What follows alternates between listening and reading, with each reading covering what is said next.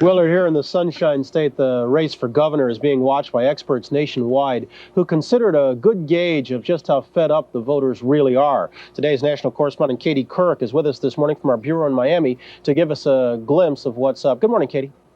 Good morning, Brian. In one corner, Democrat Lawton Chiles, a political legend in this state. But in 1988, after 18 years in the U.S. Senate, he shocked his supporters when he announced he would not seek re-election because of burnout and frustration with Capitol Hill. In the other corner, Republican Governor Bob Martinez, who sailed into the State House 4 years ago, but immediately hit some rough seas and at one point was considered politically washed up. Whoever wins this match could be crowned the comeback kid. Holy Moses, how the years flew. Holy moly, how the kids grew. All the savings that we went through to move to Florida. An old-timers barbershop quartet and a $5 a plate chicken dinner. Lawton Chiles' recipe for drumming up support. Will you go out there and win just one more for the Gipper?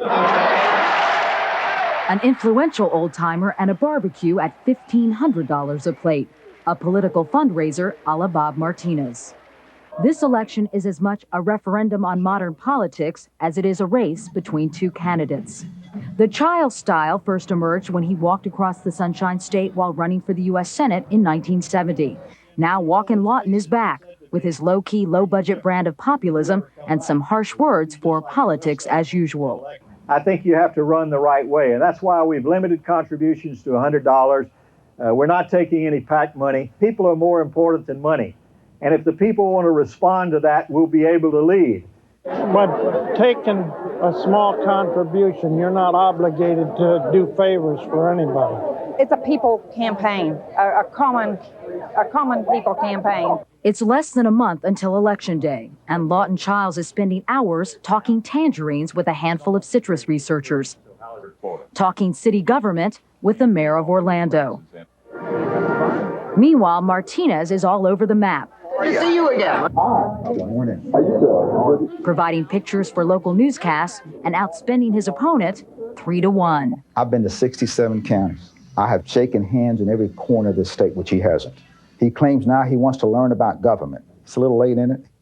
But as governor, Bob Martinez himself has learned some hard lessons. Bob Martinez, there's no doubt we are going to vote you out. His call last year for a special session to restrict abortion in the state was considered a major miscalculation.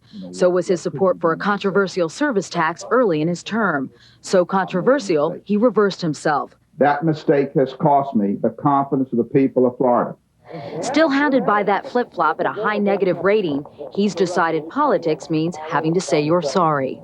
I know I've made mistakes. You've told me I've disappointed you sometimes. I've listened and I've learned. I've never met a politician who hasn't made mistakes, but I've never met one that admitted them.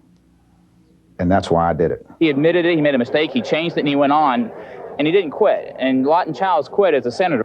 That has some voters worried about the stamina of the Democratic contender. He dropped out and he says he's a new man, but I think I'd have to take that with a grain of salt.